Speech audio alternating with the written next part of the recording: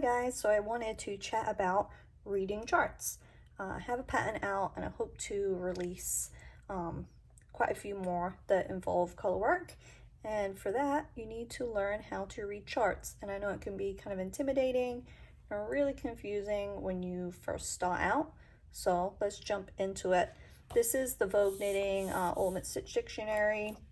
It's a great reference tool. You can really get a lot of great inspiration, ideas, all those kinds of things. And I thought it would be good to kind of go through a couple of color works in here just to kind of show you what you would be looking at when you're reading a chart. So let me turn into a page, 1 second.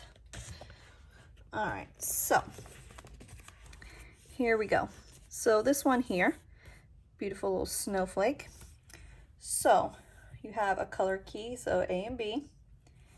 Now you have this chart and you've got some numbers. Let me zoom in on here a little bit.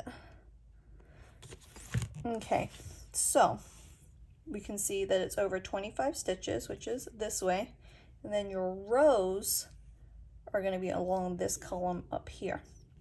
So let's say, for example, in my patterns at the moment, all of my color work is in the round. So let me show you how you would read the chart and how that like correlates to your knitting. That way you can kind of get a visual. So we're going to say this is the beginning of my knitting and I want to knit this chart. What would happen is we're going to start at row 1, which is down here, and we're going to work from the right to the left because that's how our knitting flows.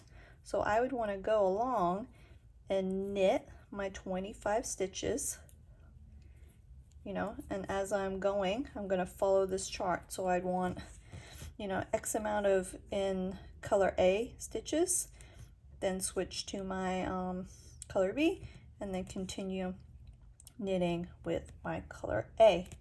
And I would do that for the 25 stitches.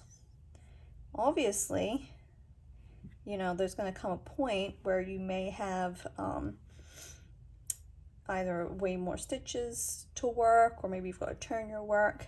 What's going to happen here now, if you're doing a multiple, so you're knitting in the round and there's multiple of these snowflakes, once you get to 25, you just go back to number 1 and you start all over again. So you would knit 25,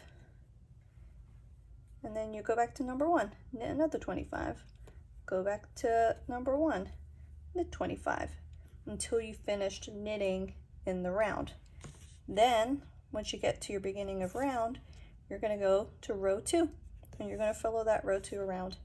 So for my mind, that's the best way that I can understand color work.